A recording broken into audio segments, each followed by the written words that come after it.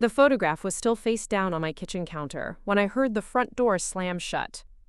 Not the gentle click of someone trying to be quiet, but the aggressive bang of someone who wanted to make a statement. I flipped the picture over and stared at my husband David wrapped around his secretary Amanda at what looked like a very intimate dinner at the Capitol Grill downtown. The timestamp showed it was taken 3 nights ago, the same evening he told me he was working late on quarterly reports. Before we jump back in, tell us where you're tuning in from, and if this story touches you, make sure you're subscribed, because tomorrow I've saved something extra special for you. My phone buzzed with a text message that made my stomach drop even further. Rachel, this is Amanda from Westfield Construction. David asked me to let you know he won't be coming home tonight. Or any night. He's decided to move on with someone who appreciates his ambition.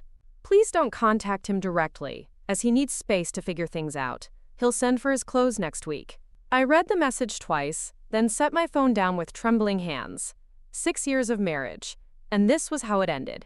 Not with a conversation, not even with David having the courage to tell me himself, but with his secretary delivering the news like she was canceling a business meeting. The silence in our Highlands Ranch home felt suffocating as I walked through the rooms we had carefully decorated together. Our wedding photos still lined the hallway, showing 2 people who genuinely seemed happy and in love. I stopped at the picture from our honeymoon in Maui, remembering how David had promised that no matter what challenges life threw at us, we would face them together. That promise felt like a cruel joke now. My name is Rachel Morgan, and until this moment I believed I was living a pretty good life. At 35, I had built Summit Digital Solutions from nothing more than a freelance web design business I started in college into one of Denver's most successful marketing agencies. David had always said he was proud of my entrepreneurial spirit, bragging to his friends about his wife who could build websites and create marketing campaigns that transformed struggling businesses into thriving enterprises. We met at the University of Colorado Boulder during our senior year, 2 ambitious kids who dreamed about building a future together. David was studying business administration with plans to climb the corporate ladder, while I was already designing websites for local small businesses to pay for my computer science degree. He used to joke that I was going to be the next tech billionaire, while he would be my steady, reliable husband who kept me grounded. For 6 years, that dynamic had worked perfectly. David climbed steadily through the ranks at Westfield Construction Supply, eventually becoming their regional sales manager for the Mountain West Territory. His job provided stability and excellent benefits while I took the risks and pushed the boundaries with my growing company. We complemented each other, or at least I thought we did. I had always been proud of the fact that David never seemed threatened by my success. When Summit Digital Solutions landed our first 6-figure contract, he took me out to celebrate at the nicest restaurant in Cherry Creek. When we bought this house 2 years ago, he insisted that my name should be first on the mortgage because my business had provided the larger down payment. When potential clients asked about my background, David would light up talking about my achievements and innovations. Now, standing in our empty living room, I realized that perhaps David's support had been more calculated than genuine. The house felt different already, as if his betrayal had changed the very air inside it. I noticed things I had never paid attention to before. His expensive watch was gone from the dresser. His laptop bag was missing from his home office. The emergency credit card we kept in the kitchen drawer had vanished. David had been planning this departure much more carefully than his cowardly exit message suggested. This wasn't a spontaneous decision driven by sudden passion for his secretary. This was a methodical extraction from our marriage, and I had been too trusting and too busy building my business to notice the signs. I walked into David's home office and immediately saw that his filing cabinet was standing open, with papers scattered across the floor. He had clearly been in a hurry to grab specific documents, but he had also been selective about what he took. His personal files were gone, but interestingly, he had left behind anything related to our joint finances or shared investments. That struck me as odd. David had always been meticulous about financial records, keeping detailed spreadsheets of our expenses and investments. The fact that he had abandoned those files suggested either panic or a deliberate decision to distance himself from our shared financial obligations. I booted up the computer he had left behind and found that he had attempted to delete his browser history, but he had been sloppy about it. A few clicks revealed recent searches for apartment rentals in downtown Denver, divorce lawyers, and something that made my blood run cold: how to protect assets from business debt Colorado, and personal liability for company obligations. Why would David be researching business debt and personal liability? His job at Westfield was stable and well paid, but he didn't own any part of the company. The only business debt in our lives was related to Summit Digital Solutions, and that was entirely under my control and responsibility. An uncomfortable thought began forming in my mind.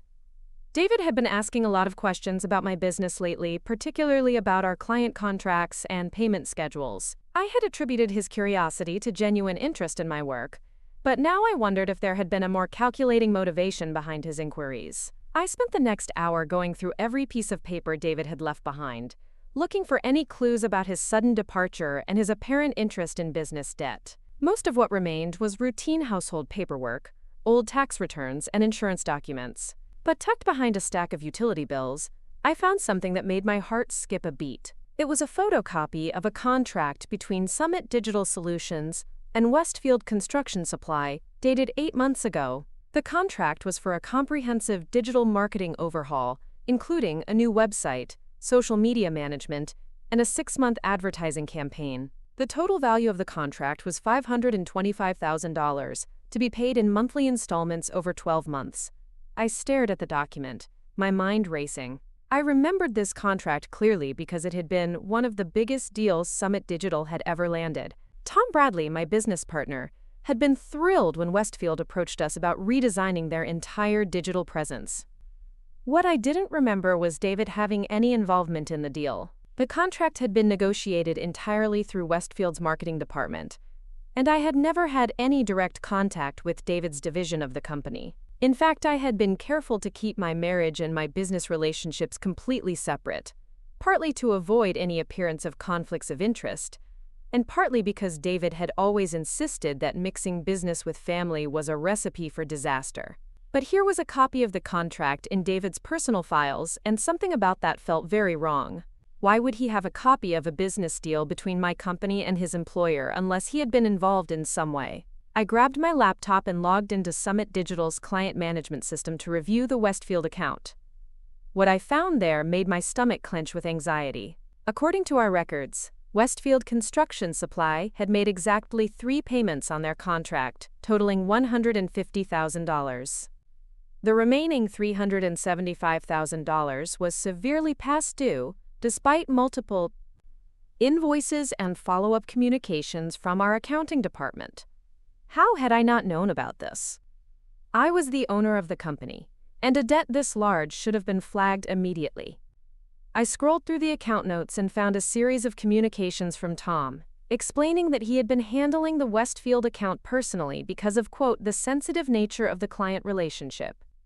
The sensitive nature of the client relationship. Tom knew David worked for Westfield, and he had apparently been trying to protect me from the awkwardness of having to pursue payment from my husband's employer. But his discretion had left me completely unaware that one of our biggest clients was defaulting on their contract. I called Tom immediately, not caring that it was nearly 10 o'clock at night.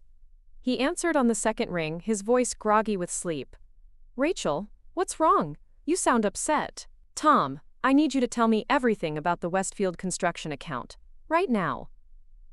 There was a long pause before Tom responded, and I could hear him sitting up in bed. "What specifically do you want to know? It's been a challenging account to manage, but we've been working through the payment issues." "Payment issues?" I said, my voice rising. "Tom, according to our system, they owe us over $300,000. How is that a payment issue? That's a complete default on their contract." Another pause. Longer this time. "Rachel, I didn't want to worry you about it because I knew it could create problems in your marriage. David has been our primary contact at Westfield, and he's been assuring me that the company is going through a temporary cash flow situation. He promised the outstanding balance would be paid within the next 60 days. The room started spinning around me as the implications of Tom's words sank in. David had been our contact at Westfield. David had been managing a contract between my company and his employer. David had been making promises about payments that clearly were never going to materialize. "Tom," I said slowly, "did David have any official role in approving or managing this contract from Westfield's side?" "Well, that's what I thought was odd," Tom replied. "According to David, he was acting as an internal liaison to help facilitate the project, but he didn't seem to have any formal authority to approve payments. Every time I asked for documentation or spoke to other people at Westfield, David would intervene and say he was handling everything internally. I felt like I was going to be sick. David had inserted himself into a business deal between my company and his employer, apparently without proper authorization from either side. He had been making promises about payments that he had no authority to guarantee, and he had been using his position as my husband to convince my business partner to be patient with an increasingly untenable situation. Tom, I need you to gather every piece of documentation we have about the Westfield contract. Every email, every phone call record, every piece of communication. I need to see all of it first thing tomorrow morning. Rachel, what's going on? You're scaring me. I took a deep breath, trying to organize my thoughts before responding. David left me tonight. He moved in with his secretary, and apparently has been planning this for some time. And now I'm discovering that he may have been involved in a business deal that could destroy my company. The silence on the other end of the phone stretched for almost a minute before Tom spoke again. Oh my God, Rachel. Do you think David has been running some kind of scam using both companies? I don't know what to think right now, but I'm going to find out. Can you meet me at the office at 7 tomorrow morning? We need to figure out exactly what David has been doing and how much trouble we're in. After hanging up with Tom, I sat in David's abandoned office, trying to piece together a timeline of events. 8 months ago, Westfield Construction had approached Summit Digital about a major marketing contract. Somehow, David had become... Preparing and narrating this story took us a lot of time, so if you are enjoying it, subscribe to our channel. It means a lot to us. Now back to the story. Involved in managing that relationship from Westfield's side, despite not working in their marketing or procurement departments. For the past 5 months, payments on the contract had been sporadic and eventually stopped completely, but David had been assuring my business partner that everything would be resolved soon. Meanwhile, David had been asking me detailed questions about my business finances, researching business debt and personal liability, and apparently planning his departure from our marriage. The timing was too convenient to be coincidental. I walked back to the kitchen and picked up the photograph of David and Amanda at their romantic dinner. Looking at it now, I noticed details I had missed in my initial shock. Amanda was wearing an expensive designer dress that probably cost more than most people's monthly salary. David's watch, the one that was now missing from our dresser, was clearly visible in the photo and looked like a new purchase. They were drinking what appeared to be a very expensive bottle of wine at one of Denver's most upscale restaurants. Where had the money for this lifestyle come from? David's salary at Westfield was good but not extravagant, and certainly not enough to support the kind of expensive tastes displayed in this photograph. Our joint accounts showed his regular deposits from Westfield, but there was no indication of any additional income that would explain his apparent newfound wealth. A terrible thought began forming in my mind. What if David hadn't just been mismanaging the contract between Summit Digital and Westfield? What if he had been actively stealing from one or both companies? I spent the rest of the night going through every financial document I could find, looking for any signs of irregularities or unexplained transactions. David had always handled most of our household finances, claiming that his business background made him better suited for managing budgets and investments. I had been happy to let him take responsibility for those details, trusting that he was acting in our mutual best interests. Now I was discovering how naive that trust had been. David had been very careful to keep certain financial information away from me, and what I was finding in his abandoned papers suggested a much more complex and troubling situation than a simple affair with his secretary. By dawn, I had identified at least 3 separate bank accounts that David had opened without my knowledge, along with 2 credit cards that were somehow connected to our shared addresses but not to our joint financial obligations. The statements I found showed regular deposits that didn't correspond to his salary from Westfield, along with expenditures that painted a picture of someone living far beyond his apparent means. As I prepared to meet Tom at the office, I realized that David's betrayal of our marriage might be the least of my problems. If my suspicions were correct, his actions could have put my company, my employees, and my financial future in serious jeopardy. The man I had trusted with my heart had potentially been stealing from my business while planning his escape with another woman. The morning drive to downtown Denver felt surreal as I navigated through the familiar streets while my world crumbled around me. Summit Digital Solutions occupied the top 2 floors of a modern glass building in the heart of the business district, and I had always felt a sense of pride and accomplishment when I walked into the office each morning. Today, that pride was overshadowed by anxiety and anger as I wondered whether David's actions had jeopardized everything I had worked so hard to build. Tom was already waiting in the conference room when I arrived, surrounded by stacks of files and printouts. His expression was grim as he looked up from the documents spread across the table. "Rachel, this is much worse than I thought," he said without preamble. "I've been going through all of our communications with Westfield, and I think David has been playing both sides of this deal from the beginning." I poured myself a cup of coffee and sat down across from Tom, steeling myself for whatever he was about to reveal. "Show me everything." Tom opened the first file and began laying out a timeline that made my blood run cold. According to the documentation, David had initially contacted Summit Digital claiming to represent Westfield's executive team in their search for a marketing agency. He had provided internal information about Westfield's budget and decision-making process that had helped Summit Digital craft a winning proposal. "But here's the problem," Tom continued, pointing to a series of emails. "I spoke to Westfield's actual marketing director last week when the payments stopped coming. She had never heard of David Chen and had no idea that Westfield had contracted with us for any services. According to her, Westfield has an exclusive relationship with a different marketing agency and has never been in the market for the kind of comprehensive overhaul we've been providing." The room started spinning as the full scope of David's deception became clear.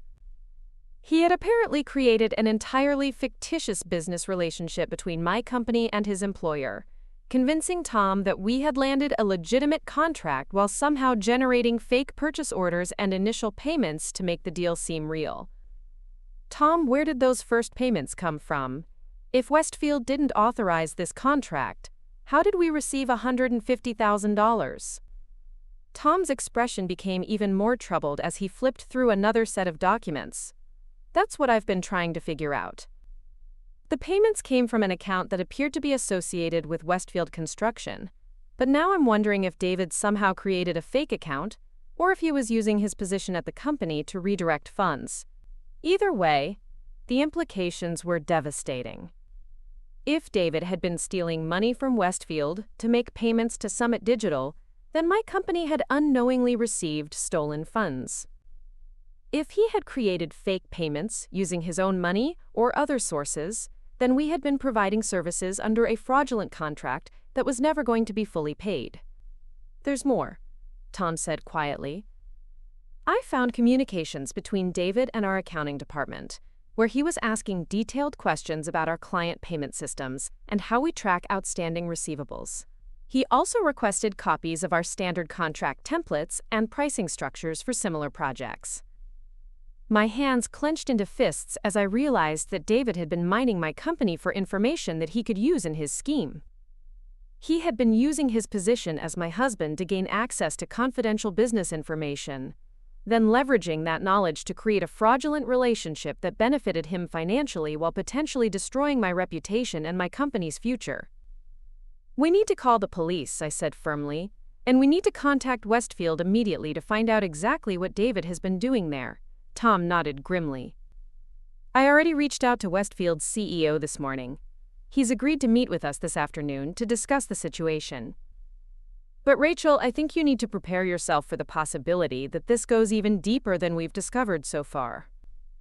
As we continued reviewing the documentation, a picture emerged of a man who had been systematically betraying everyone who trusted him.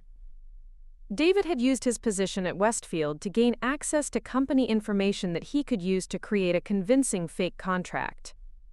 He had used his marriage to me to access Summit Digital's internal processes and confidential information. And he had used his relationship with Tom to manipulate the payment schedule and avoid scrutiny of the increasingly suspicious account. The most infuriating part was realizing how long this had been going on.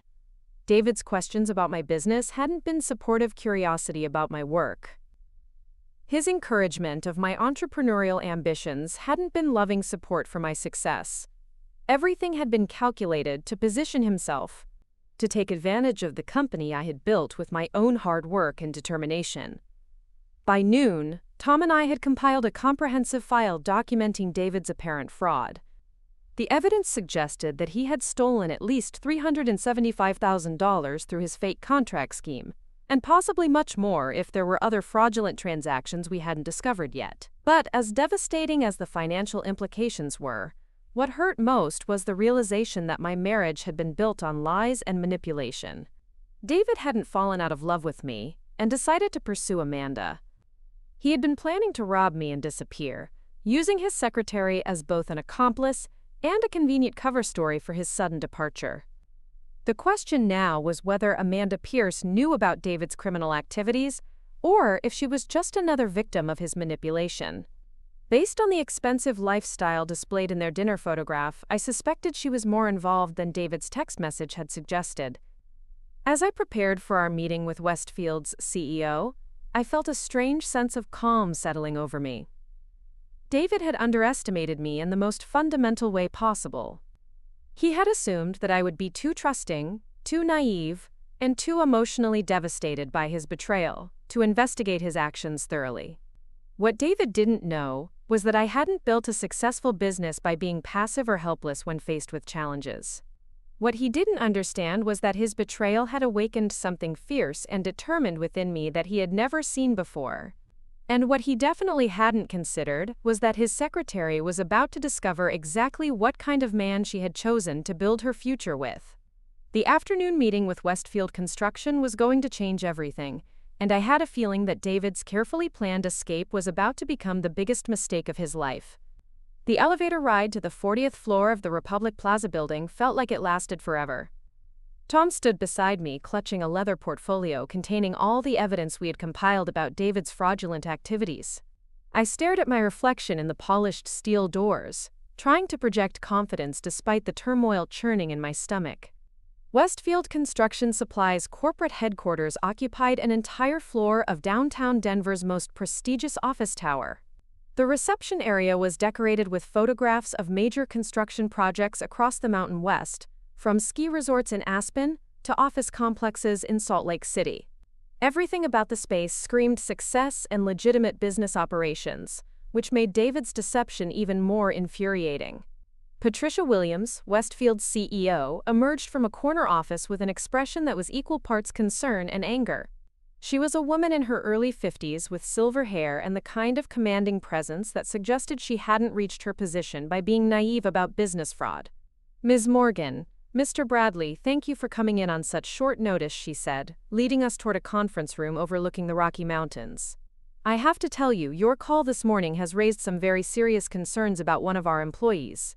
As we settled around the mahogany conference table, Patricia opened a thick file folder and spread several documents across the surface. "I've spent the morning investigating David Chen's activities within our organization, and what I've discovered is deeply troubling."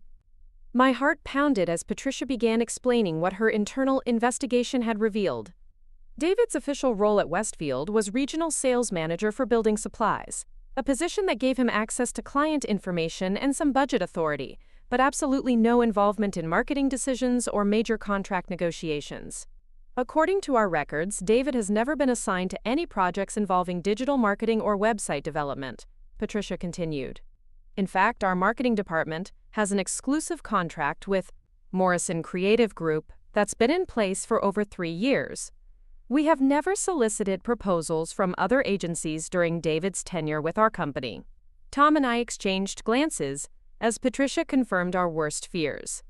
David had created the entire business relationship out of thin air, using his position at Westfield to make his fraud seem legitimate while stealing from both companies. "But here's where it gets more complicated," Patricia said, pulling out a series of bank statements. "Our accounting department discovered that someone has been making unauthorized transfers from various Westfield accounts to what appeared to be approved vendor payments. The total amount transferred over the past 8 months is approximately $460,000. I felt the blood drain from my face as the full scope of David's theft became clear. He hadn't just created a fake contract with my company.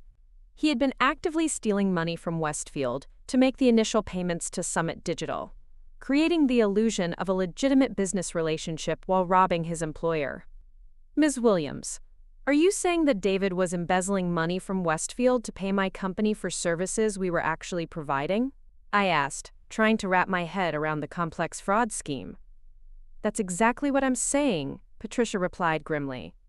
David apparently created a series of false vendor accounts and purchase orders that allowed him to redirect funds to your company. From Westfield's perspective, it looked like legitimate business expenses. From your perspective, it looked like payments from a major client. Tom leaned forward, his face pale with realization. So Summit Digital was unknowingly receiving stolen money while providing real marketing services based on a completely fabricated contract. Precisely. And what makes this even more serious is that David had help from someone with access to our financial systems. The level of sophistication in these transactions suggests that at least one other person within Westfield was involved in the fraud. My mind immediately jumped to Amanda Pierce, David's secretary and apparent new girlfriend. If she had been helping David steal from Westfield while also breaking up his marriage, the level of betrayal was staggering. Ms. Williams, does Amanda Pierce have access to Westfield's financial systems or vendor accounts? I asked. Patricia's expression darkened as she flipped to another section of her file. Amanda Pierce has been David's executive assistant for the past 14 months. Her access credentials show regular activity in our accounts payable system, and she was responsible for processing many of the vendor payments that we now know were fraudulent. The conference room fell silent as the implications sank in. David and Amanda hadn't just been having an affair. They had been running a sophisticated embezzlement scheme that involved stealing from David's employer to pay my company for services that were never legitimately contracted. Ms. Williams, what is Westfield planning to do about this situation? Tom asked. We're filing criminal charges against both David Chen and Amanda Pierce for embezzlement, fraud, and theft, Patricia replied without hesitation. We're also working with our legal team to recover the stolen funds through civil litigation. But I need to be clear about something, Ms. Morgan. While your company was an unwitting victim of this fraud, you did receive money that was stolen from Westfield. My stomach dropped as I realized the legal implications of Patricia's statement. Even though Summit Digital had provided legitimate marketing services, we had been paid with embezzled funds. The money we had received might need to be returned to Westfield, regardless of the work we had performed. Are you saying that Summit Digital will be required to repay the money we received? I asked. That's something our legal teams will need to work out, Patricia said diplomatically. Westfield recognizes that your company acted in good faith and provided real services based on what appeared to be a legitimate contract.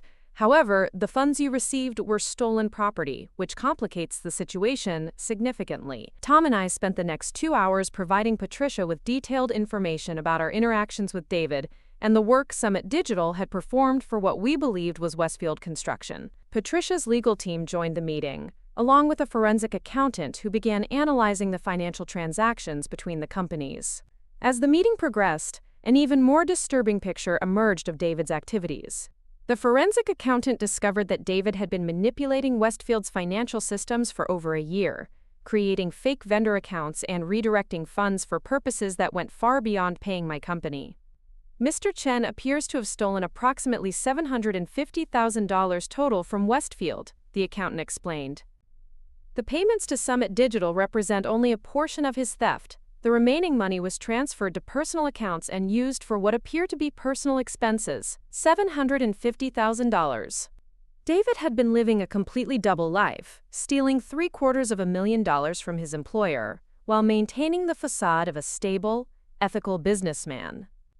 The expensive dinners, the designer clothing, the luxury lifestyle he had been displaying with Amanda had all been funded by corporate theft. Ms. Morgan, I need to ask you some difficult questions about your personal finances, Patricia said gently. If David was stealing this much money from Westfield, it's possible that some of those funds ended up in your joint accounts or were used for shared expenses. I felt a chill run down my spine as I realized what Patricia was suggesting. If David had been depositing stolen money into our joint bank accounts, I could potentially be considered an accessory to his crimes, even if I had no knowledge of the theft. I can provide you with complete records of all our joint financial accounts, I said, trying to keep my voice steady. But I want to be clear that I had no knowledge of any fraudulent activities. David handled most of our household finances, and I trusted him to be honest about the sources of our income. Patricia nodded sympathetically. We understand that you're likely another victim of David's deception. However, our investigation will need to trace every dollar that was stolen from Westfield to determine where the money went and how it was used. As the meeting concluded, Patricia handed me a business card for Jennifer Rodriguez, the criminal defense attorney that Westfield's legal team recommended I contact immediately. Ms. Morgan, while we believe you acted in good faith, you need to protect yourself legally. This case is going to become very complex very quickly. The drive back to Summit Digital's offices was silent, as Tom and I processed the magnitude of what we had just learned. David's betrayal wasn't just personal anymore. It was a criminal conspiracy that could potentially destroy my business and land me in legal trouble despite my innocence. "Rachel, we need to call an emergency board meeting," Tom said as we pulled into the parking garage. "The other investors need to know about this situation immediately." Summit Digital Solutions had grown over the years to include 3 silent investors who had provided capital for expansion in exchange for minority stakes in the company. While I maintained controlling interest with 60% ownership, the other 40% was split between Tom and our investors. A scandal of this magnitude could cause them to demand immediate changes or even force the sale of the company. Back in the office, I called Jennifer Rodriguez while Tom began preparing materials for the emergency board meeting. Jennifer's reputation as one of Denver's top white-collar defense attorneys was well known in business circles, and her retainer fee reflected her expertise. "Ms. Morgan, based on what you've told me, you need to understand that this situation is going to get much worse before it gets better," Jennifer said during our phone consultation. "Even though you were victimized by your husband's fraud, you could still face civil liability for the stolen money your company received. Additionally, if any of the stolen funds made their way into your personal accounts, you could potentially face criminal charges." Jennifer agreed to meet with me the following morning to begin developing a legal strategy. She also recommended that I immediately cease all communication with David and document any attempts he made to contact me. "If David realizes that his theft has been discovered, he may try to implicate you or claim that you were aware of his activities," she warned. That evening, I sat in my home office reviewing 8 years of joint financial records, looking for any signs that David had been depositing stolen money into our shared accounts. What I found was even more disturbing than I had expected. Over the past year, David had made regular deposits to our joint savings account that he had explained as bonuses and commission payments from Westfield. The amounts weren't enormous, usually between $3,000 and $8,000 per month, but they had totaled over $60,000 in the past 12 months. If those deposits were actually stolen money from Westfield, then David had been using our joint account to launder his embezzled funds while lying to me about the source of the additional income. I had unknowingly been benefiting from his criminal activities, using the stolen money for household expenses, and even contributing some of it to Summit Digital's operating expenses during a brief cash flow shortage 6 months earlier. The realization made me physically ill. David had turned me into an unwitting accomplice in his crimes while planning to abandon me for his secretary. He had used my trust and my love to facilitate his theft while positioning himself to disappear with Amanda and leave me to face the legal consequences of his actions. As I continued reviewing our financial records, I discovered something that made me even more angry. David had been systematically transferring money from our joint accounts to personal accounts that I had no access to. Over the past 6 months, he had moved over $40,000 from our shared savings to accounts that were apparently being used to fund his secret lifestyle with Amanda. David hadn't just been stealing from Westfield. He had been stealing from me as well, using our joint accounts as a temporary holding place for embezzled funds before moving the money to accounts that only he controlled. The pattern suggested that he had been planning his departure for months, while ensuring that I would be left with minimal resources and maximum legal exposure. But as I dug deeper into our financial history, I discovered something that David apparently didn't know about. 3 years earlier, when Summit Digital had landed its first major corporate contract, I had opened a separate business account that was completely independent from our joint finances. The account was designed to hold emergency operating funds for the company, and I had never mentioned it to David because I wanted to maintain complete independence over my business finances. Over the past 3 years, I had quietly been transferring small amounts from Summit Digital's main operating account to this emergency fund whenever we had strong quarterly results. The account now contained over $200,000 that David had no knowledge of and no legal claim to. More importantly, none of the money in the emergency account had come from our joint finances or from the fraudulent Westfield contract. Every dollar had been earned through legitimate business activities that were completely separate from David's criminal schemes. As I stared at the account balance on my laptop screen, I realized that David's attempt to steal from me and leave me financially vulnerable had actually backfired. While he had been planning his elaborate escape, I had been quietly building a financial safety net that would allow me to weather the legal storm that was coming. The emergency fund would be enough to cover the legal fees for fighting David's crimes, repaying any stolen money that Summit Digital had unknowingly received, and maintaining the company's operations while we dealt with the scandal. David had assumed that destroying our joint finances and stealing from my company would leave me helpless and dependent on his goodwill. Instead, his betrayal had revealed my own strength and independence in ways that surprised even me. The business I had built was strong enough to survive his attack, and the financial foundation I had quietly established would allow me to fight back against his fraud without compromise. That night, I called my parents in Colorado Springs to explain the situation before they heard about it through news reports or legal proceedings. My mother's reaction was immediate and fierce. "Rachel, I never liked that man," she said bluntly. "Your father and I always thought David was too interested in your business success, and not interested enough in your happiness. But we never imagined he was capable of something this criminal." My father, a retired police officer, had more practical advice. "Sweetheart, you need to change every lock in that house immediately. If David has been planning this for months, he may have made copies of keys or given Amanda access to your home.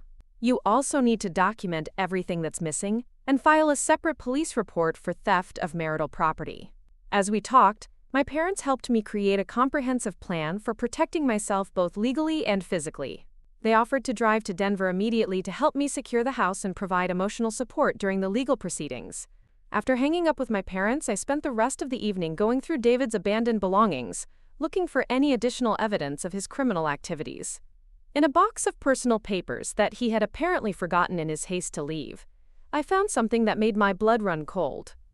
It was a handwritten note in David's distinctive penmanship, apparently a draft of a letter he had never sent. The note was addressed to Amanda and dated 3 weeks earlier, clearly outlining his plans for stealing money from both Westfield and Summit Digital before disappearing together. "Amanda, everything is falling into place perfectly," the note began. "The transfers from Westfield are complete, and Rachel's company has been providing enough legitimate work to make the contract look real. By the time anyone discovers what we've done, we'll be long gone with enough money to start over anywhere we want." The note went on to describe David's plan to clean out the joint bank accounts, transfer the remaining stolen money to offshore accounts, and blame the entire fraud on computer hackers or accounting errors. He had even planned to claim that I had been aware of the fraudulent contract and had been complicit in the theft from Westfield. "The best part is that Rachel will be left holding the bag for all of it," David had written. "Her company received the stolen money, so she'll be the one facing criminal charges while we're enjoying our new life together. She's too trusting and too naive to figure out what happened until it's too late to do anything about it." Reading David's casual betrayal of our marriage and his callous plan to frame me for his crimes filled me with a rage I had never experienced before. He hadn't just been planning to leave me for another woman. He had been planning to destroy my life completely, while using my love and trust against me. But David had made a critical miscalculation in his assessment of my character. I wasn't the naive, trusting woman he thought he had married. I was a successful entrepreneur who had built a thriving business through determination, intelligence, and careful planning. And now that I understood the full scope of his betrayal, I was going to use every resource at my disposal to ensure that he faced the consequences of his crimes. The handwritten note was evidence of premeditation that would be invaluable in the criminal prosecution. It proved that David had been planning the fraud for months, and that he had deliberately intended to frame me for his theft. More importantly, it showed that Amanda had been a willing participant in the conspiracy from the beginning. As I photographed the note and secured it in my home safe, I realized that David's arrogance had provided me with the evidence I needed to protect myself and ensure that both he and Amanda faced justice for their crimes. They had underestimated me in the most fundamental way possible, and that mistake was going to cost them everything. The next morning brought a phone call that changed the entire dynamic of the situation. Jennifer Rodriguez called at 7 o'clock with news that David and Amanda had been arrested at Denver International Airport attempting to board a flight to the Cayman Islands. Rachel, they were caught with over $400,000 in cash and multiple fake identification documents, Jennifer explained. This wasn't just embezzlement anymore. They were attempting to flee the country with stolen money, which makes this a federal case involving international money laundering. The FBI had taken over the investigation from local law enforcement, and agents would be contacting me later that morning to discuss my cooperation with their case. David's attempt to escape with Amanda had transformed him from a local white-collar criminal into a federal fugitive, dramatically increasing the potential penalties he would face. The good news for you is that their flight attempt proves that this was a premeditated conspiracy that you clearly weren't part of, Jennifer continued. No one plans an escape to the Cayman Islands overnight. This shows that David and Amanda had been planning this fraud for months, which supports your claim of innocence. As I prepared for another day of legal meetings and FBI interviews, I felt a strange sense of satisfaction, knowing that David's elaborate plan had collapsed spectacularly.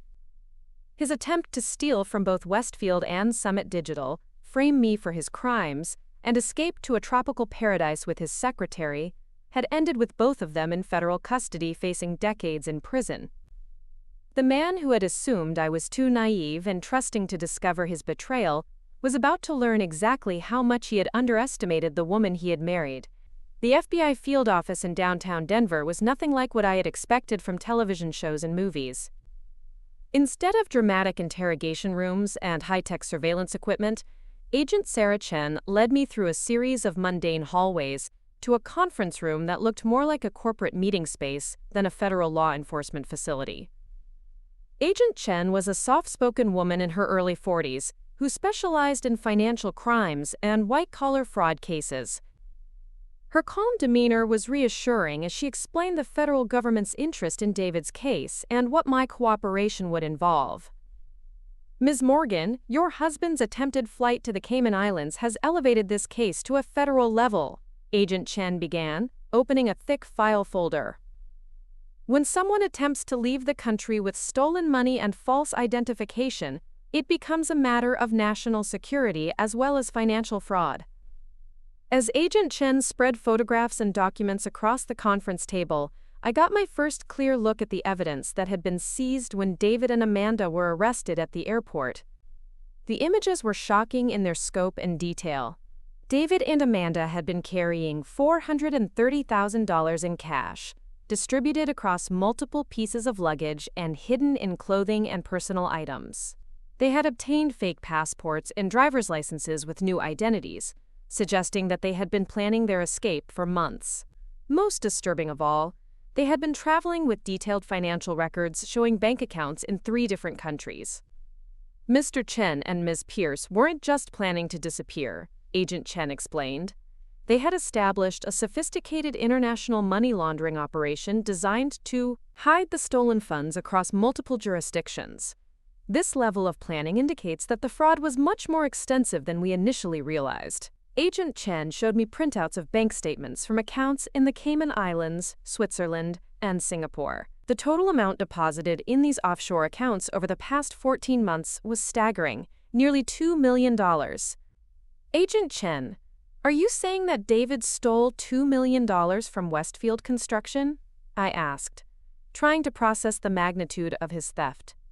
Not just from Westfield, Agent Chen replied grimly.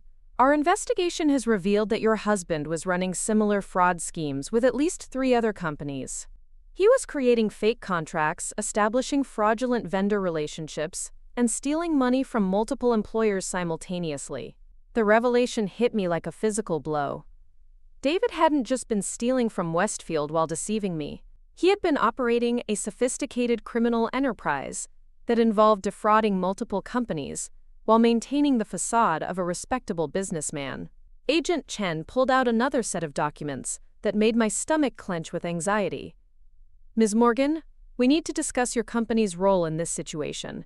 While we believe you were victimized by your husband's fraud, Summit Digital Solutions received payments totaling $375,000 that were stolen from Westfield Construction. I had known this conversation was coming, but hearing the amount stated so bluntly still felt devastating. Agent Chen, my company provided legitimate marketing services based on what we believed was a valid contract. We had no knowledge that the payments were stolen. We understand that, and our investigation supports your claim of innocence, Agent Chen said reassuringly. However, the law requires that stolen property be returned to its rightful owner, regardless of whether the recipient knew it was stolen. Summit Digital will likely be required to repay the $375,000 to Westfield. The financial implications were serious but manageable thanks to the emergency fund I had discovered in my company's accounts. However, Agent Chen's next revelation was far more troubling. Ms. Morgan, we've discovered that your husband used Summit Digital's name and reputation to establish fraudulent relationships with other companies as well. He apparently convinced several businesses that your company was interested in providing services, then used those fake relationships to steal money and information. David had been using my company's reputation as a cover for his criminal activities with multiple victims. He had been impersonating Summit Digital representatives, creating fake proposals, and even forging my signature on documents that were used to facilitate his theft from other businesses. How many other companies are involved? I asked, dreading the answer. So far, we've identified 4 additional businesses that were defrauded using your company's identity, Agent Chen replied. The total amount stolen from all sources appears to be approximately $2.3 million. $2.3 million. David had been operating a criminal enterprise of staggering scope, while I had been completely unaware of his activities. He had used my love, my trust, and my company's reputation to facilitate theft on a scale that I could never have imagined. Agent Chen continued explaining the federal government's case against David and Amanda. The charges they were facing included conspiracy to commit fraud, money laundering, identity theft, and attempted flight to avoid prosecution. If convicted on all counts, they could each face up to 20 years in federal prison. Ms. Morgan, we need your help to build the strongest possible case against your husband and Ms. Pierce, Agent Chen said. Your testimony about David's access to your company's information and his manipulation of your business relationships will be crucial evidence of his premeditation and criminal intent. I spent the next 3 hours providing Agent Chen with detailed information about David's behavior over the past year, his access to Summit Digital's confidential information, and the ways he had manipulated my trust to facilitate his criminal activities. The process was emotionally exhausting, but also strangely liberating as I finally understood the full scope of David's betrayal. As our meeting concluded, Agent Chen handed me a business card and a thick packet of legal documents. Ms. Morgan, you'll need to testify before a federal grand jury within the next 2 weeks. Your attorney can help you prepare for that process. Additionally, you may be contacted by attorneys representing the other companies that were victimized by your husband's fraud. The drive back to Summit Digital's offices gave me time to process the magnitude of what I had learned. David's betrayal wasn't just personal anymore. It was a federal crime that had victimized multiple companies and potentially put dozens of innocent people at risk of financial loss. When I arrived at the office, Tom was waiting with news that added another layer of complexity to the situation. Rachel, I just got off the phone with Amanda Pierce's attorney, he said, his expression troubled. She wants to meet with us this afternoon. Amanda Pierce, the woman who had helped destroy my marriage and steal from multiple companies, wanted to talk. The audacity of her request was breathtaking, but I was curious about what she could possibly have to say that would justify a meeting. Did her attorney say what she wants to discuss? I asked. Apparently, Amanda claims she has information about David's activities that could help reduce the charges against her, Tom replied. She's willing to cooperate with law enforcement in exchange for a plea agreement, and she specifically asked to speak with you before making any formal statements. The idea of sitting across from the woman who had helped David steal from my company and destroy my marriage was infuriating, but I realized that Amanda might have information that could help me understand the full scope of David's crimes. Against my better judgment, I agreed to the meeting. Amanda's attorney, Michael Foster, had arranged for us to meet at his downtown office later that afternoon. Jennifer Rodriguez insisted on accompanying me to ensure that Amanda's cooperation wasn't some kind of trap designed to implicate me in David's crimes. When Amanda Pierce walked into the conference room, I was struck by how different she looked from the confident, glamorous woman in the photograph I had seen with David.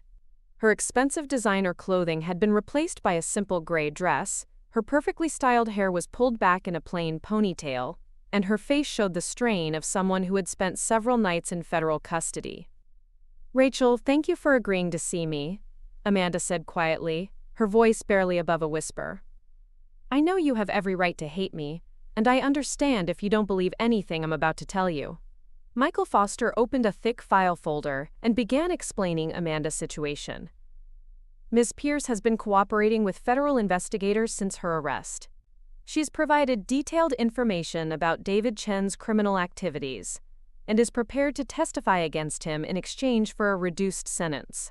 Amanda's cooperation had apparently been invaluable to the FBI's investigation.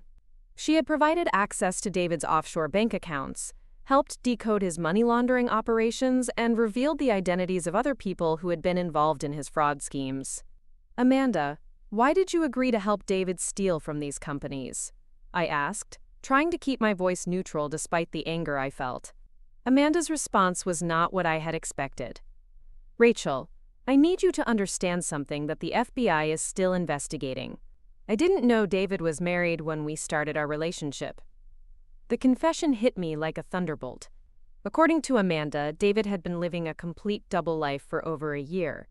He had told her that he was divorced and that his ex-wife was trying to steal money from him through fraudulent business contracts. "David told me that you were running a scam to collect money from Westfield for services you never intended to provide," Amanda continued, her voice shaking with emotion.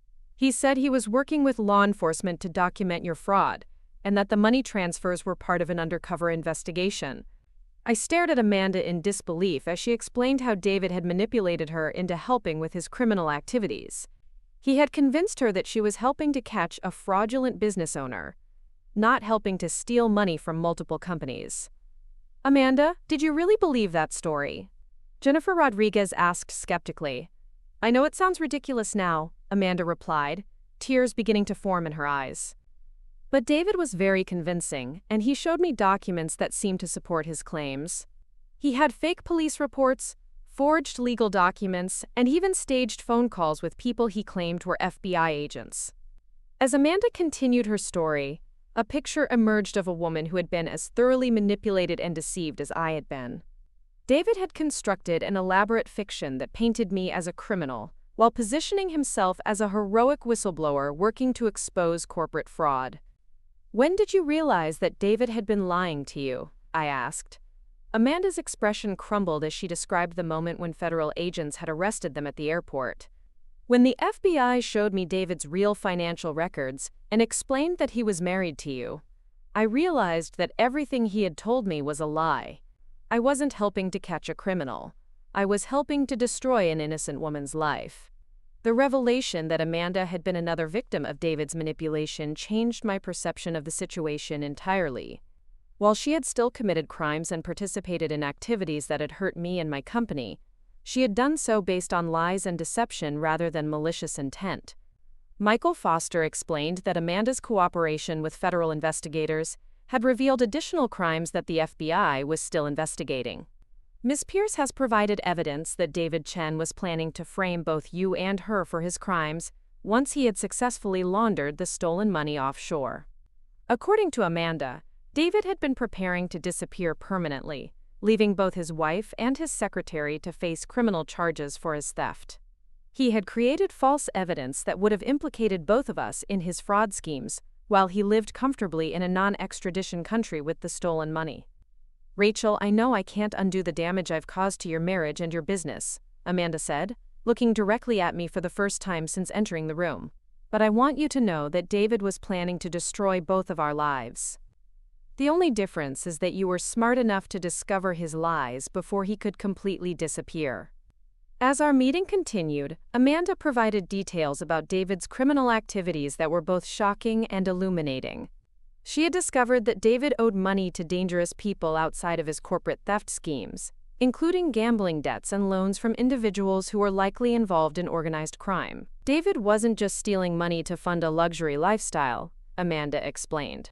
He was stealing money to pay debts that could have gotten him killed if he hadn't been able to come up with the cash quickly. The revelation added another dimension to David's desperation and explained why he had been willing to take such enormous risks with his fraud schemes. He hadn't just been greedy.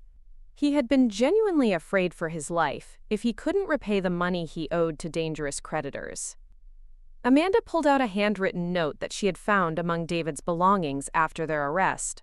The note detailed David's plan to fake his own death after successfully laundering the stolen money, leaving everyone to believe that he had been killed by his creditors while actually living under a new identity in South America.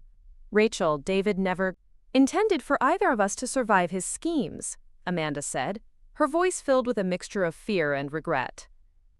"He was planning to frame us both for his crimes and then disappear permanently, leaving us to face prosecution while he started a new life with a new identity." The handwritten note was evidence of premeditation that would be crucial in the federal prosecution. It proved that David had been planning to commit additional crimes beyond the theft and fraud, including identity fraud, insurance fraud, and potentially even murder if anyone had gotten too close to discovering his activities.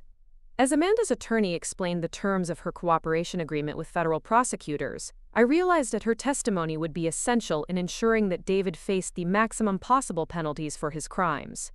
Her inside knowledge of his criminal activities and his future plans would help the government build an airtight case against him. "Ms. Pierce will be pleading guilty to conspiracy and fraud charges in exchange for her cooperation," Michael Foster explained. "She'll likely receive a sentence of 3 to 5 years in federal prison, but that's significantly less than the 20 years she could have faced if she had refused to cooperate." 3 to 5 years seemed like a light sentence for someone who had helped steal over $2 million, but I understood that her cooperation was essential for ensuring that David faced appropriate consequences for being the mastermind behind the criminal enterprise. As our meeting concluded, Amanda made one final request that surprised me. "Rachel, I know I have no right to ask this, but would you be willing to read a letter I've written to you? It's not a legal document or anything that will be part of the federal case. It's just something I needed to say to try to make sense of what happened to all of us." Against my better judgment, I agreed to read Amanda's letter.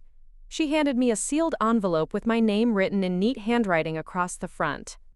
Back in my car, I opened Amanda's letter and found 3 pages of handwritten text that provided insight into her relationship with David and her genuine remorse for the damage that had been caused. "Dear Rachel," the letter began, "I know that no apology can undo the pain and damage that my actions have caused to your life and your business. I also know that you have every right to hate me and to never forgive me for my role in David's crimes." The letter went on to describe Amanda's genuine belief that she had been helping to expose corporate fraud, rather than facilitating it. She explained how David had shown her fake documents and staged conversations that seemed to support his claims about my supposed criminal activities. "I realize now that I should have been more skeptical of David's claims and should have insisted on seeing official law enforcement credentials before agreeing to help with what I thought was an undercover investigation. My naivete and poor judgment don't excuse my actions, but I hope they help explain how I became involved in something so terrible." Amanda's letter also included details about David's criminal activities that she hadn't shared during our meeting with attorneys present. She described David's gambling addiction, his involvement with loan sharks, and his increasingly desperate behavior as his debts mounted and his fraud schemes became more complex. "Rachel, I need you to know that David never showed any remorse for what he was doing to you or to the companies he was stealing from. When I asked him about the impact his actions would have on innocent people, he would just laugh and say that successful people like you could afford to lose a few $100,000. The letter concluded with Amanda's promise to testify truthfully in any legal proceedings and her commitment to making financial restitution for the damage she had caused, even if it took her the rest of her life to repay the money. Reading Amanda's letter gave me a strange sense of closure regarding her role in David's crimes.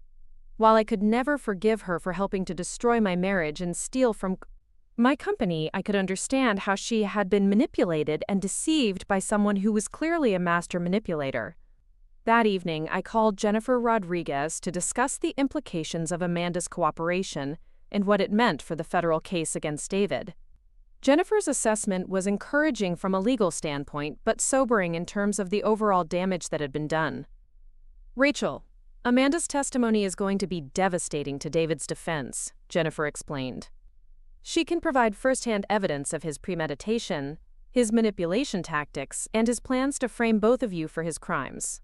The federal prosecutors are confident that they can secure a conviction on all major charges. However, Jennifer also warned me that the civil litigation related to David's crimes would likely continue for years, as various companies and individuals sought to recover their losses. While my cooperation with law enforcement would protect me from criminal charges, I would still need to deal with lawsuits and financial claims related to the stolen money that had passed through Summit Digital's accounts. The good news is that your company's reputation will likely survive this scandal," Jennifer continued. "Your cooperation with law enforcement and the clear evidence that you were victimized by David's fraud will help distinguish Summit Digital from his criminal activities." As I prepared for bed that night, I reflected on the strange turn of events that had transformed Amanda from my husband's mistress into a key witness in ensuring that he faced justice for his crimes. While I could never have a personal relationship with someone who had helped destroy my marriage, I could respect her decision to cooperate with law enforcement and accept responsibility for her actions. David's plan to manipulate and betray everyone who trusted him had ultimately backfired spectacularly. His attempt to frame both his wife and his mistress for his crimes had instead created two witnesses who could provide comprehensive testimony about his criminal activities and his callous disregard for anyone who stood in his way. The man who had thought he was clever enough to steal millions of dollars and disappear forever was about to discover that his victims were stronger, smarter, and more determined than he had ever imagined. The federal grand jury proceedings were scheduled to begin the following week, and I was ready to tell my story and ensure that David Chen faced the full consequences of his choices. His elaborate criminal enterprise was about to collapse under the weight of the evidence that his own actions had created. The federal courthouse in downtown Denver was buzzing with activity on the morning I was scheduled to testify before the grand jury. Jennifer Rodriguez walked beside me through the marble corridors, carrying a briefcase filled with documents that would help support my testimony about David's systematic fraud and manipulation. "Remember, Rachel, you're not on trial here," Jennifer reminded me as we approached the grand jury room. "You're a victim and a witness. Just tell the truth about what David did and how he deceived you and your company." The grand jury proceedings were unlike anything I had experienced before.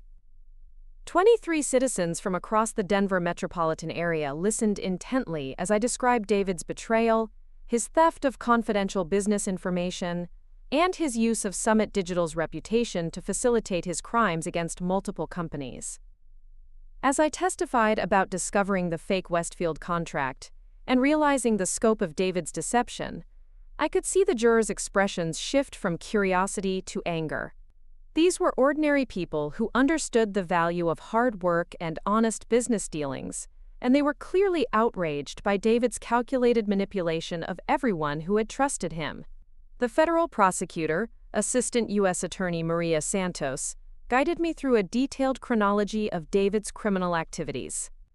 She had me explain how David had gained access to my company's internal processes, how he had used our joint finances to launder stolen money, and how he had planned to frame me for his crimes while escaping to the Cayman Islands. "Ms. Morgan, in your opinion, did your husband's actions demonstrate premeditation and criminal intent?" Santos asked. "Absolutely," I replied without hesitation. "The evidence shows that David spent months planning these crimes while lying to me about his activities and intentions. He systematically stole confidential information from my company, created fraudulent business relationships with multiple victims, and attempted to manipulate federal law enforcement by framing innocent people for his crimes." The grand jury session lasted over 3 hours, during which I provided testimony that covered every aspect of David's criminal enterprise. By the time I finished answering questions, I felt emotionally drained but confident that I had provided the information necessary to ensure David faced appropriate consequences for his actions. As Jennifer and I left the courthouse, she received a phone call that changed everything about David's legal situation. "Rachel, that was Agent Chen," Jennifer said, her expression serious. "David's attorney just contacted the federal prosecutor's office requesting an emergency meeting. Apparently, David wants to negotiate a plea agreement." The news that David was already trying to negotiate a plea deal was both satisfying and infuriating.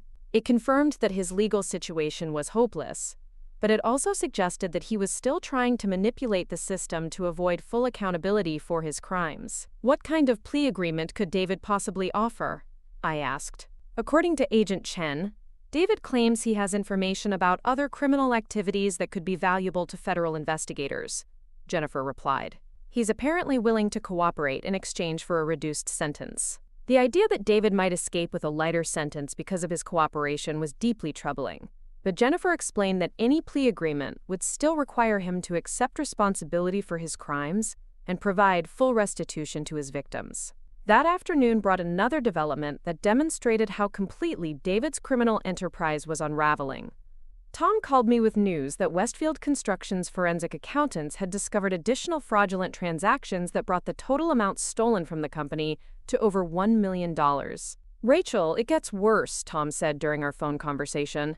"The forensic team found evidence that David was selling confidential client information to competitors. He wasn't just stealing money from Westfield. He was betraying their business secrets to other companies." The revelation that David had been engaged in corporate espionage, as well as embezzlement, meant that his legal troubles would likely extend far beyond the federal fraud charges. Companies whose confidential information had been compromised would undoubtedly file civil lawsuits, seeking damages for the competitive harm caused by David's betrayal. But the most shocking development came when Tom shared what the forensic accountants had discovered about David's personal finances. "Rachel, you need to sit down for this. David owes money to loan sharks and organized crime figures totaling over $800,000. The debts are secured by personal guarantees that make you potentially liable as his spouse." My blood ran cold as the implications of Tom's revelations sank in. If David had signed personal guarantees that included marital assets, his debts to dangerous criminals could potentially threaten my safety and my financial security, even after our divorce was finalized. "Tom, how is that possible? I never signed any loan documents or personal guarantees." "Apparently, David forged your signature on several documents and used fraudulent information about your company's assets to secure loans from people who don't typically verify information through legitimate channels," Tom explained. "These criminals think you're jointly responsible for David's debts, regardless of the legal reality." The news that David had potentially put me in physical danger by borrowing money from organized crime figures was the final straw in my patience with his betrayal. Not only had he stolen from my company and destroyed our marriage, but he had also exposed me to threats from violent criminals who would hold me responsible for his debts. I immediately called Jennifer Rodriguez to discuss the implications of David's criminal debts and what steps I could take to protect myself from potential retaliation by his creditors. Jennifer's advice was both practical and sobering. "Rachel, you need to hire personal security immediately," Jennifer said without hesitation.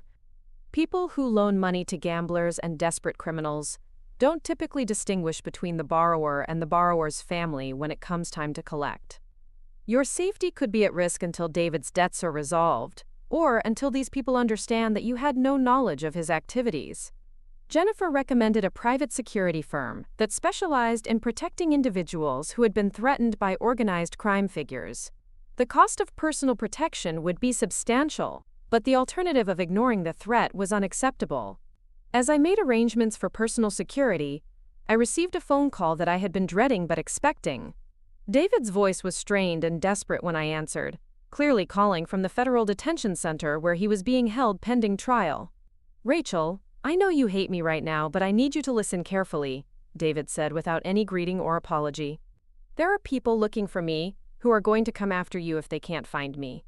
You need to be very careful about where you go and who you trust." The audacity of David calling to warn me about dangers that he had created was breathtaking, but I could hear genuine fear in his voice for the first time since his arrest. "David, I already know about your gambling debts and the loan sharks you've been dealing with, I said coldly. What I want to know is why you thought it was acceptable to put my life at risk by forging my signature on loan documents. There was a long pause before David responded, and when he spoke, his voice was barely above a whisper. Rachel, I never meant for any of this to happen to you. I thought I could pay back the money before anyone discovered what I was doing. The gambling debts just kept getting bigger, and these people don't accept excuses or payment plans. So you decided to steal millions of dollars from multiple companies and frame me for your crimes? I asked, my anger building with each word. You thought that was a better solution than asking for help or declaring bankruptcy? I couldn't declare bankruptcy because these people would have killed me, David replied desperately. I was trying to steal enough money to pay them off and disappear before anyone got hurt, but everything went wrong when the FBI caught us at the airport. David's explanation revealed the depth of his desperation and the poor judgment that had led to his criminal activities, but it did nothing to excuse the harm he had caused to me and to the other innocent people who had been victimized by his schemes. David, I want you to understand something very clearly, I said, my voice steady despite my anger. I am not going to help you, I am not going to forgive you, and I am not going to accept any responsibility for the problems you created. You made your choices, and now you have to live with the consequences. Rachel, please, I know I don't deserve your help, but there's something you need to know about Amanda, David said, his voice becoming even more desperate. She wasn't just helping me steal money from Westfield. She was working with other people to set up both of us. The claim that Amanda had been working with other people was intriguing, but potentially just another manipulation attempt by David to shift blame away from his own actions. I had already heard Amanda's testimony about being deceived by David's lies, and her cooperation with federal investigators suggested that she was genuinely remorseful about her role in his crimes. David, Amanda has already testified about your crimes and provided evidence that you were planning to frame both of us, I replied. If you have information about other people who were involved in your criminal activities, you should share that information with your attorney and federal investigators. You don't understand, David continued frantically. Amanda's brother is connected to the people I owe money to. She was feeding information about our activities to them from the beginning. The whole relationship was a setup to help them collect on my debts. If David's claim was true, it would mean that Amanda had been lying about her role in his criminal activities and had actually been working as an informant for organized crime figures. But given David's history of manipulation and lies, his desperate attempt to implicate Amanda seemed more likely to be a final effort to avoid full responsibility for his actions. David, if you have evidence to support these claims, then present it to the authorities, I said firmly. But don't expect me to believe anything you say without independent verification. You've lost the right to be trusted about anything. I hung up the phone and immediately called Jennifer Rodriguez to report David's claims about Amanda's alleged connections to organized crime.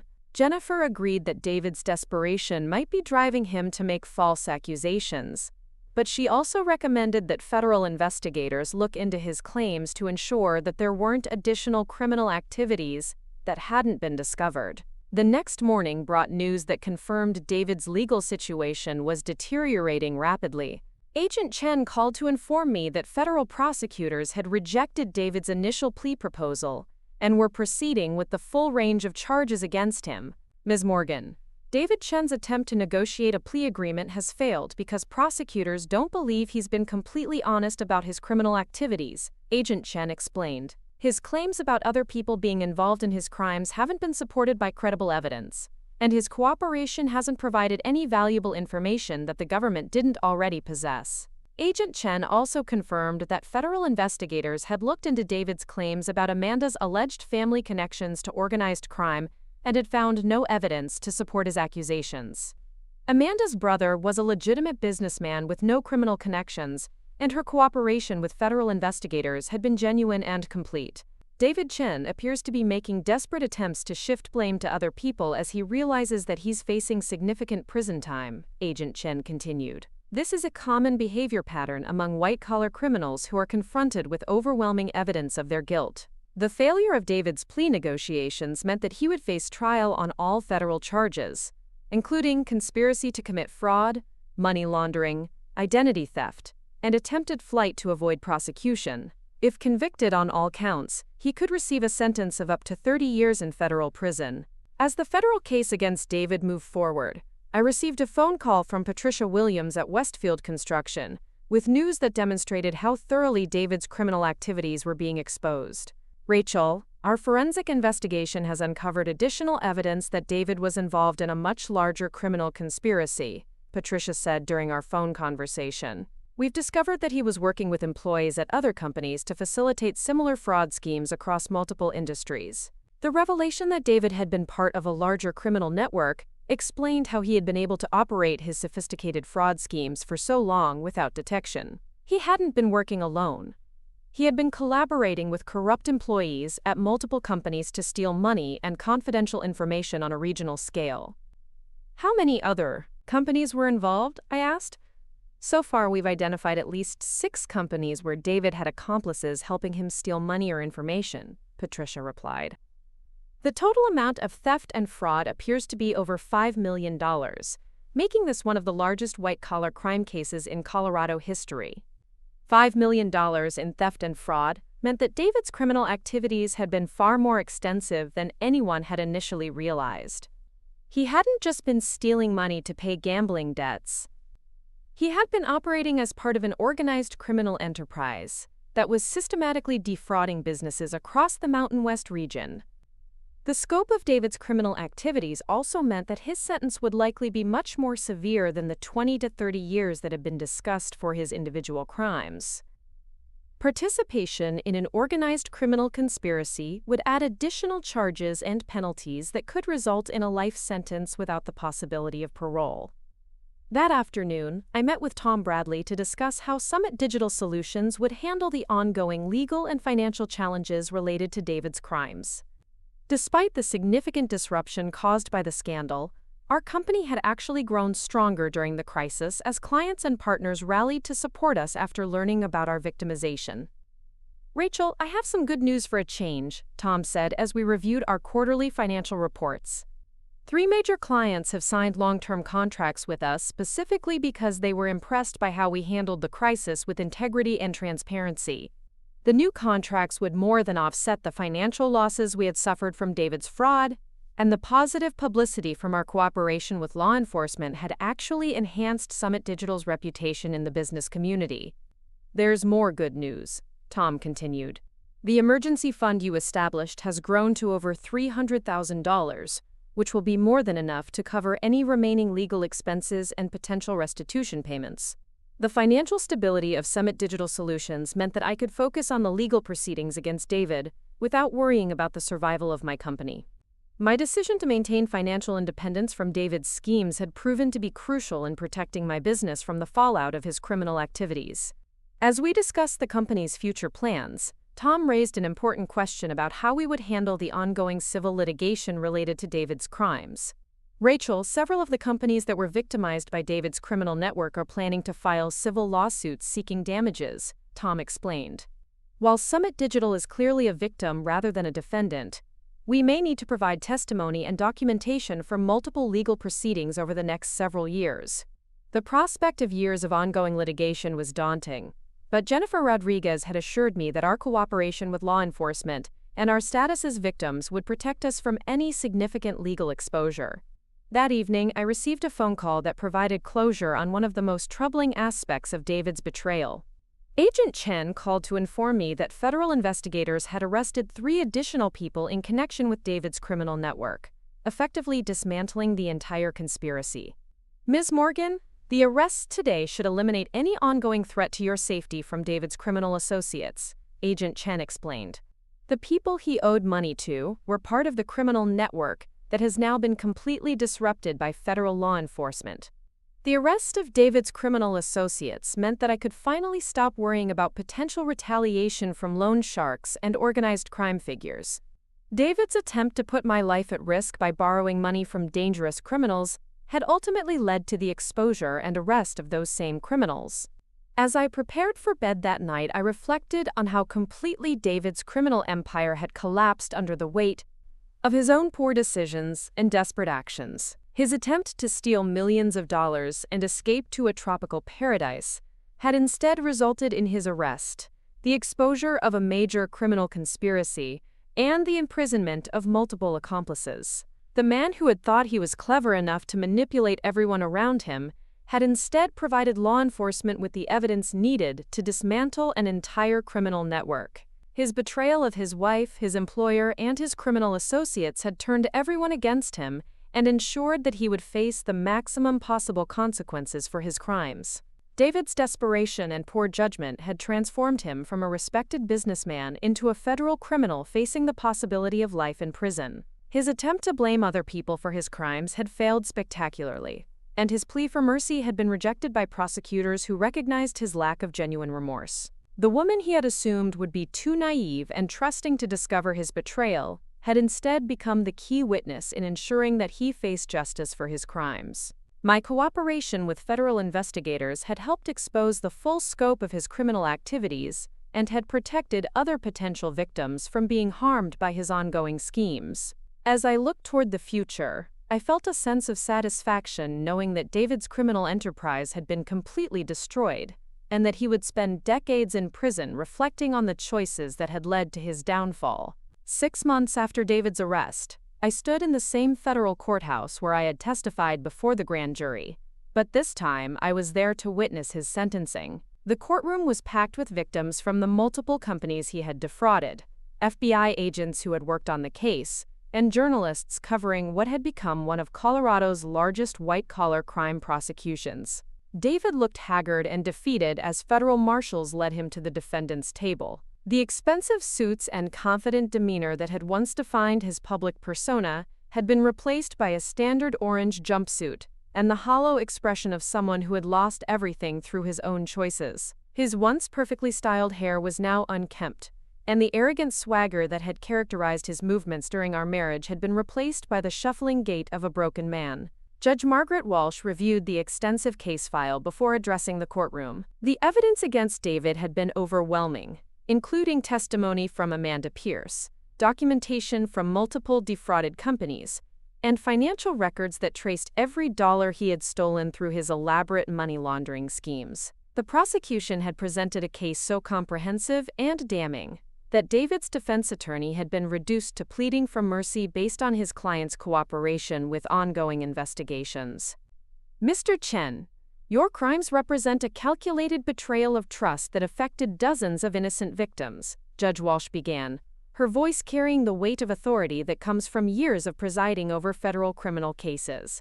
You systematically stole from your employer, manipulated your wife's business for criminal purposes, and participated in an organized conspiracy that defrauded multiple companies across several states. The judge's recitation of David's crimes took nearly 15 minutes, covering every aspect of his criminal enterprise from the initial theft from Westfield Construction to his attempted flight to the Cayman Islands with stolen money and false identification documents. As she spoke, I watched David's shoulders slump further with each accusation, the reality of his situation finally penetrating the denial that had sustained him throughout the legal proceedings. The court finds that your actions demonstrate a complete lack of remorse and a willingness to harm anyone who stood in the way of your criminal schemes, Judge Walsh continued. You attempted to frame your own wife for crimes you committed. You manipulated a young woman into becoming an accomplice through elaborate lies, and you exposed multiple innocent people to physical danger through your associations with organized crime figures. As the judge prepared to announce David's sentence, I felt a strange sense of calm washing over me. The months of legal proceedings, FBI interviews, and media attention had been emotionally exhausting, but they had also provided me with complete vindication and closure regarding David's betrayal. The woman who had once worried about confronting her husband about minor household issues had testified before federal prosecutors and grand juries with confidence and clarity. David Chen, this court sentences you to 28 years in federal prison without the possibility of parole, Judge Walsh announced. You will also be required to pay full restitution to all victims of your crimes, totaling $5.7 million, and you will forfeit all assets that can be traced to your criminal activities. 28 years in federal prison meant that David would be in his 70s before he would be eligible for release. The sentence was longer than even the most optimistic predictions from federal prosecutors, reflecting the judge's determination to send a clear message about the consequences of sophisticated white-collar crime. I calculated quickly in my head and realized that David would miss decades of life, aging in prison while I rebuilt and thrived in the world he had tried to destroy for me. As David was led away in handcuffs, he turned briefly to look at me across the courtroom. For just a moment our eyes met, and I saw something in his expression that might have been regret or recognition of what he had lost through his choices. But that moment passed quickly, and he was gone, disappearing through the door that would separate him from society for the next 3 decades. Amanda Pierce had been sentenced 3 weeks earlier to 4 years in federal prison, after her cooperation with investigators and her genuine remorse for her role in David's crimes. Her testimony had been crucial in exposing the full scope of David's criminal network, and her willingness to accept responsibility had earned her a significantly reduced sentence compared to what she could have faced. During her sentencing hearing, Amanda had written a letter to the court expressing her deep regret for the pain she had caused to me and to the other victims of David's schemes. As the courtroom emptied and the media gathered their equipment, I felt no satisfaction in David's punishment, only relief that the legal proceedings were finally over and that justice had been served for all of his victims. The man who had once promised to love and protect me had revealed himself to be a calculating criminal who was willing to destroy anyone's life to serve his own selfish interests. Following the sentencing, I met with the other business owners who had been victimized by David's criminal network. Despite the significant financial losses we had all suffered, there was a sense of solidarity and mutual support among the victims who had refused to be defined by David's crimes. We had formed an informal support group during the legal proceedings, sharing experiences and advice about rebuilding our businesses and our lives in the aftermath of systematic fraud. Patricia Williams from Westfield Construction approached me as we left the courthouse together. "Rachel, I want you to know that Westfield is not going to pursue recovery of the stolen funds from Summit Digital Solutions," she said, extending her hand in a gesture of reconciliation. "Your company provided legitimate services in good faith, and you've suffered enough as a result of your husband's crimes." Patricia's decision meant that Summit Digital would not be required to repay the $375,000 we had received through David's fraudulent contract. The gesture was both financially significant and emotionally meaningful, representing recognition that my company had been a victim rather than a beneficiary of David's criminal activities.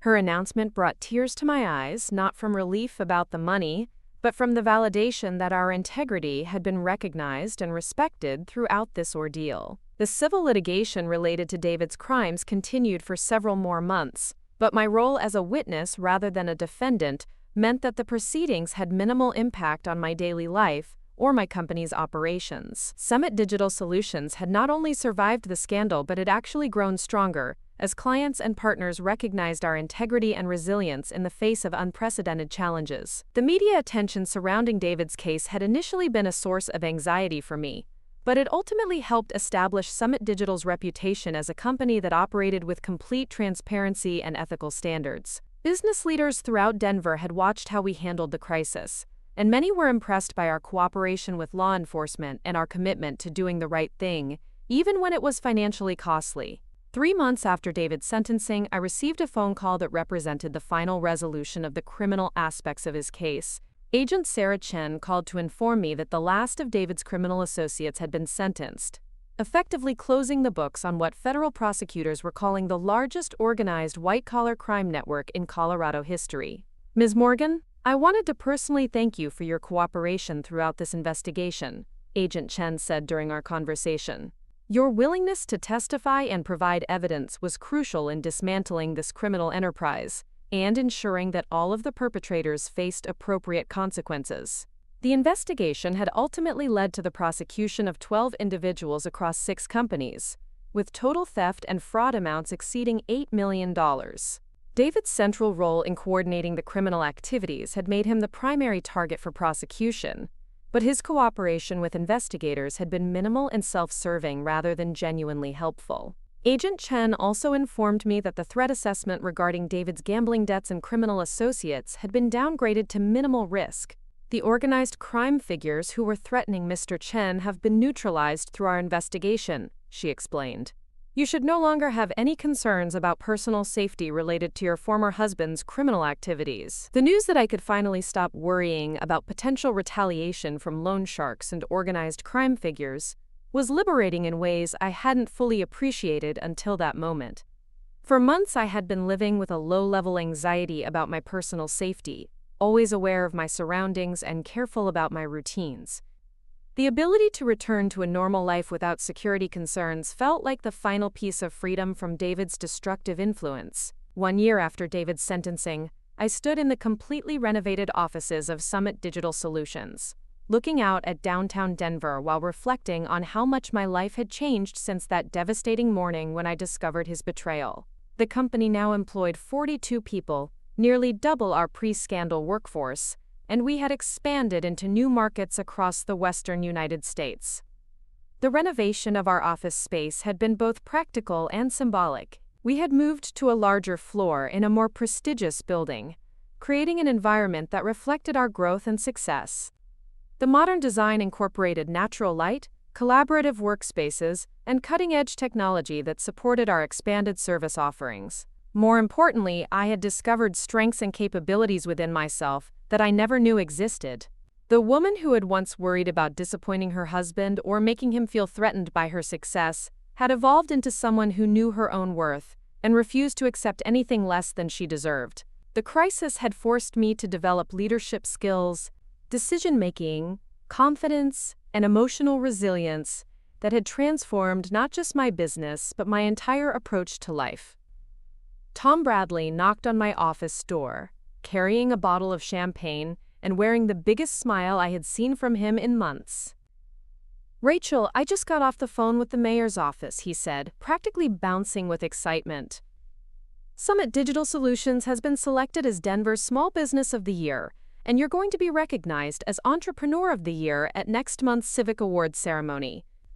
The recognition from the city of Denver was deeply meaningful, representing acknowledgement that our company had not only overcome extraordinary challenges, but had also contributed positively to the local business community throughout the crisis. The award ceremony would be attended by hundreds of business leaders, government officials, and community members, providing a platform to share our story of resilience and recovery. As Tom and I celebrated with champagne in my office, I thought about the letter I had written to myself on the night I discovered David's betrayal. In that letter, I had promised to rebuild my life stronger than before, and to never again allow anyone to manipulate or control me through fear or false promises. Reading that letter now, I was amazed by the strength and determination I had found even in my darkest moment. The emergency fund I had quietly built over the years had provided the financial security needed to weather the legal storm, covering attorney fees, business disruptions, and the costs of enhanced security during the investigation. The business relationships I had carefully cultivated had provided the support and loyalty that helped Summit Digital Solutions not just survive but thrive despite the scandal. Most importantly, the integrity and work ethic I had maintained throughout my career had protected my reputation and enabled my recovery. Clients who had worked with us for years knew that our company operated with honesty and transparency, and they had rallied to support us when our character was tested by circumstances beyond our control. The personal transformation I had undergone was perhaps even more significant than the business success. I had learned to trust my own judgment, to set boundaries with people who didn't respect my values, and to build relationships based on mutual respect rather than dependency or obligation. The marriage that had once defined my identity had been replaced by a strong sense of personal autonomy and self-worth. During the months following David's sentencing, I had also worked with a therapist to process the emotional impact of his betrayal and to develop healthier patterns for future relationships. Dr. Sarah Martinez had helped me understand how David's manipulation had worked and how to recognize warning signs of similar behavior in the future. "Rachel, what David did to you was a form of psychological abuse that went far beyond the financial crimes," Dr. Martinez had explained during one of our sessions. "He systematically undermined your confidence, isolated you from sources of independent support, and conditioned you to defer to his judgment about important decisions. Recovery from that kind of manipulation takes time and conscious effort." The therapy sessions had been challenging but ultimately liberating. helping me understand that David's betrayal was not a reflection of my worth or judgment, but rather evidence of his own character defects and criminal tendencies. I learned to separate the legitimate lessons from the experience, from the self-blame and shame that had initially complicated my recovery. 6 months after David's sentencing, I had started dating again, but with a completely different approach than I had taken in my 20s and early 30s. Instead of looking for someone to complete me or provide security, I was seeking a partner who would complement my existing strength and independence. The relationships I explored were based on mutual respect, shared values, and genuine compatibility rather than emotional dependency or financial considerations. My parents had been incredible sources of support throughout the ordeal, driving from Colorado Springs multiple times to help with practical matters and provide emotional encouragement during the darkest periods of the legal proceedings. My mother had been particularly insightful about David's character, reminding me that she had always felt uncomfortable with his excessive interest in my business success and his tendency to insert himself into decisions that should have been mine alone. "Sweetheart, I know this has been incredibly painful, but I think David's betrayal may have saved you from years of increasingly controlling behavior," my mother had said during one of our conversations. "Men like David don't usually get better over time. They get more demanding and more manipulative as they become more confident that their victims won't leave them." Her observation had helped me understand that David's crimes might have been just the beginning of a pattern of escalating abuse if I hadn't discovered his activities when I did. The financial theft and fraud could have continued for years, potentially destroying my business and leaving me completely dependent on someone who was systematically betraying my trust. The community of other fraud victims that had formed during the legal proceedings had also become an important source of ongoing support and friendship. We met monthly for dinner and conversation, sharing updates about our recovery progress and celebrating each other's successes in rebuilding our lives and businesses. Patricia Williams had become a particularly close friend and business ally, with Westfield Construction becoming one of Summit Digital's largest legitimate clients. Our companies had developed a partnership based on mutual respect and shared commitment to ethical business practices, creating a relationship that was far more valuable than the fraudulent contract that had originally connected us. "Rachel, I've learned more about evaluating business partners and detecting fraud from working with you than I did in 20 years of business experience," Patricia had told me during a recent strategy meeting. "Your company's integrity and transparency have set a new standard for how we approach vendor relationships." The business growth that had followed David's prosecution was not just about increased revenue or expanded services. Summit Digital had attracted talented employees who were drawn to our culture of honesty, accountability, and resilience. Our team included several people who had left larger companies specifically to work for an organization that demonstrated real values under pressure. Jennifer Rodriguez, the attorney who had guided me through the legal proceedings, had become both a trusted advisor and a close friend. Her expertise in white-collar crime defense had been invaluable during the investigation, but her personal support and encouragement had been equally important in helping me navigate the emotional challenges of the experience. "Rachel, I've represented dozens of fraud victims over the years, but I've never seen anyone handle a situation like this with more grace and strength," Jennifer had told me after David's sentencing. "You turned what could have been a complete disaster into an opportunity for growth and positive change." Jennifer's law firm had also become a client of Summit Digital, hiring us to redesign their website and manage their digital marketing campaigns. The professional relationship that grew out of our personal connection had been beneficial for both of our businesses and had helped establish Summit Digital's reputation in the legal services market. The award ceremony where I would be recognized as Entrepreneur of the Year was still 2 weeks away, but preparations for the event had provided opportunities to reflect on the lessons learned from David's betrayal and the recovery that followed.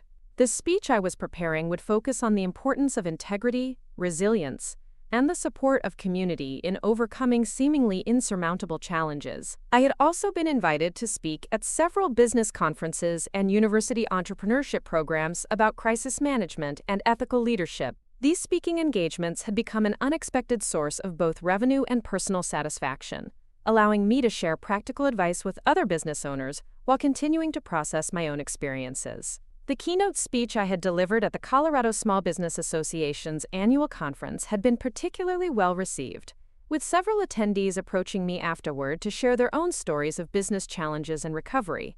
The ability to help other entrepreneurs navigate difficult situations had given me a sense of purpose that went beyond just rebuilding my own company and life. As I sat in my renovated office on a crisp October afternoon, reviewing the financial reports that showed Summit Digital's continued growth and success, I realized that David's attempt to destroy my life had actually led to the most fulfilling and successful period of my career. The challenges he had created had forced me to develop capabilities and confidence that might have remained dormant if I had continued in the comfortable but limiting patterns of our marriage. The emergency fund that had provided crucial financial stability during the crisis had grown to over $500,000, giving me the resources to pursue new opportunities without the fear of failure that had once constrained my decision-making. The business relationships that had sustained us during the scandal had evolved into genuine partnerships that were driving continued growth and innovation. Most importantly, the personal relationships in my life were now based on honesty, mutual respect, and genuine affection, rather than the manipulation and control that had characterized my marriage to David. The friends I had made during the recovery process were people who had seen me at my most vulnerable and had chosen to support rather than exploit that vulnerability. The romantic relationship I had been developing with Dr. Marcus Thompson, a pediatric surgeon I had met through mutual friends, was progressing slowly but steadily based on shared values and genuine compatibility. Marcus had been completely supportive of my need to focus on rebuilding my business and processing the trauma of David's betrayal, never pressuring me to move faster than I was comfortable with or to compromise my independence for the sake of the relationship. "Rachel, what I admire most about you is how you've turned a terrible experience into an opportunity for growth and positive change," Marcus had told me during one of our recent dinners. "Most people would have been destroyed by what David did to you, but you've used it as motivation to become stronger and more successful than ever before." Marcus's perspective as someone who dealt with life-and-death situations in his medical practice had helped me maintain perspective about the challenges I had faced. While David's betrayal had been devastating and criminal, it had not been life-threatening in the way that many of the situations Marcus encountered in his work. His ability to find hope and healing even in the most difficult circumstances had been inspirational and grounding for me. The day of the awards ceremony arrived with unseasonably warm weather and clear skies that seemed to reflect the optimism and sense of renewal that had characterized the past year of my life. As I prepared for the evening's events, I chose to wear a navy blue dress that I had purchased specifically for the occasion, symbolizing both professionalism and confidence. The ceremony was held at the Denver Art Museum with over 300 business leaders, government officials, and community members in attendance. As I walked into the reception area before the formal program, I was struck by how many of the people present knew my story and had been following Summit Digital's recovery and growth with interest and admiration. Mayor Patricia Hernandez approached me during the cocktail reception to personally congratulate me on the award and to thank me for my cooperation with law enforcement during David's prosecution. "Ms. Morgan, your handling of an extremely difficult situation has set an example for the entire business community," she said. "Your integrity and resilience have demonstrated the values that make Denver a great place to do business." The formal award presentation took place in the museum's main auditorium, with each recipient giving a brief acceptance speech before receiving their recognition. When my name was called as Entrepreneur of the Year, I walked to the podium with confidence and clarity about the message I wanted to share. 2 years ago, I thought I knew what success looked like, I began, looking out at the audience of business leaders and community members. I had a growing company, a comfortable marriage, and what seemed like a secure future. But sometimes life has a way of teaching us that real success isn't about comfort or security. It's about integrity, resilience, and the courage to rebuild when everything falls apart. I spoke for 10 minutes about the lessons learned from David's betrayal, the importance of maintaining ethical standards even under pressure, and the power of community support in overcoming seemingly impossible challenges. The speech was well received, with a standing ovation that lasted nearly 2 minutes, and numerous people approaching me afterward to share their own stories and express their admiration for my recovery. As the evening concluded and I drove home through the quiet streets of Denver, I reflected on how completely my life had been transformed by the experience of David's betrayal and the recovery that followed. The woman who had once worried about disappointing her husband or threatening his ego had become someone who spoke confidently to hundreds of people about leadership, integrity, and resilience. David Chen was serving the second year of his 28-year federal prison sentence, likely spending his days in a small cell while reflecting on the choices that had led to his downfall. Amanda Pierce was serving the first year of her 4-year sentence, probably regretting her decision to trust David's lies and participate in his criminal schemes. Meanwhile, Rachel Morgan was thriving beyond her wildest dreams, leading a successful business, contributing to her community, and building relationships based on honesty and mutual respect. The contrast between their situations and mine was a powerful reminder that character and integrity ultimately determine our fate far more than cleverness or temporary advantages. Sometimes, the people who underestimate you provide the greatest motivation to prove them wrong. David's assumption that I was too naive and trusting to discover his betrayal had proven to be the first of many miscalculations that led to his destruction and my triumph. His belief that I would be too weak to survive his abandonment had motivated me to develop strength I never knew I possessed. Standing in my home office late that night, looking out at the lights of Denver spread below, I felt profound gratitude for the journey that had brought me to this moment. The emergency fund I had built had become the foundation for unprecedented business growth. The integrity I had maintained had earned the respect and loyalty of clients, partners, and community leaders. The resilience I had developed had transformed me from someone who feared conflict into someone who faced challenges with confidence and determination. David had assumed that destroying our marriage and stealing from my company would leave me broken and dependent on his mercy. Instead, his betrayal had revealed my own strength and independence in ways that a comfortable, stable marriage never could have accomplished. The woman who had once defined herself through her relationship with David Chen had discovered that her greatest strength came from within herself. Rachel Morgan was not just surviving, she was thriving, leading, and inspiring others through her example of integrity under pressure and resilience in the face of betrayal. Up next, you've got 2 more standout stories right on your screen. If this one hit the mark, you won't want to pass these up. Just click and check them out.